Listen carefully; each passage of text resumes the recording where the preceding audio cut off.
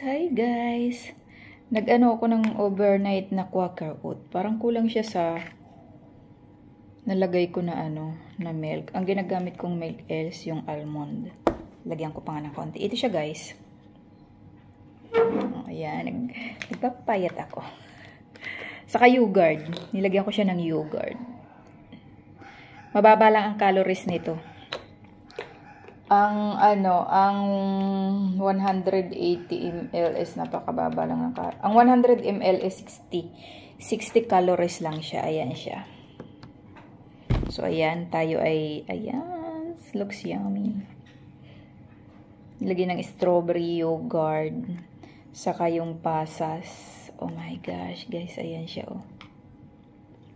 Isa breakfast yan, ang breakfast ng lola nyo. Sumasakit ang tuhod ko guys. Malamig kasi, taglamig na eh.